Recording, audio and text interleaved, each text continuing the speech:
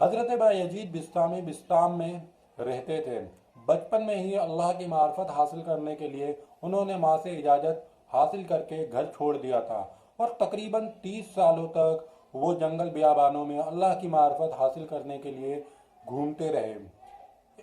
काफ़ी अरसों के बाद जब उन्हें अपनी माँ की याद आई तो उन्होंने अपने घर की तरफ रुख किया। जब वो अपने घर के करीब पहुंचे ही थे कि दरवाजे पर वो खड़े होकर देखते हैं कि उनकी माँ उनके लिए दुआएं खैर कर रही है। ये देखकर उनकी आंखें नम हो जाती है और वो अपनी माँ से कहते हैं, ए माँ, अगर मुझे मालूम होता अल्लाह की मार्फत किस तरह से हासिल करनी है तो मैं इस तरह से तेरे से दूर नहीं जाता और तेरे कदमों तले हमेशा पड़ा रहता। अब मैं कभी भी तुझसे दूर नहीं जाऊंगा। बायजीद उसके बाद अपने माँ के साथ ही रहे और उनकी खिदमत करते। एक बार का जिक्र है, रात का वक्त था, उनकी माँ ने उनसे पानी मांगा।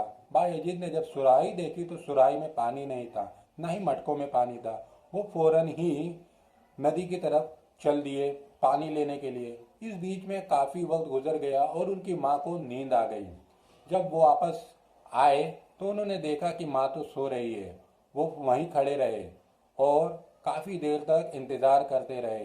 काफ़ी देर के बाद जब उनकी माँ की आँख खुली तो उन्होंने पानी पिलाया। माँ ने बायजीद को दुआएं दी और कहा, बेटा, इतनी ठंडी है, तुम्हारे हाथ जम गए होंगे, तुमने पानी को नीचे क्यों नहीं रख दिया? तो इसके जवाब में बायजीद ने कहा कि माँ, मुझे ये डर था कहीं ऐसा ना हो कि पानी रखने की वजह से जो आवाज़ हो उससे आपकी नींद में खलल पैदा हो जाए। प्यारे दोस्तों, हमारे अल्लाह वाले किस तरह से माँ की खिदमत गुजार थे। शायद इसी की वजह से उन्हें अल्लाह तबारक व तआला की मार्फत हासिल हुई। हमें भी अपनी माँ की खिदमत करनी चाहिए, अपनी माँ का कहना मानना चाहिए और अच्छाई के साथ रहना चाहिए, उनकी बातें माननी चाहिए। कभी भी उनके साथ ऊंची आवाज़ में बात नहीं करनी चाहिए। जब भी अगर हम ऐसा करने में कामयाब होते हैं तो इंशाअल्लाह ताला अल्लाह तबारक व तआला हमसे राजी होगा और हमें जन्नत अता फरमाएगा।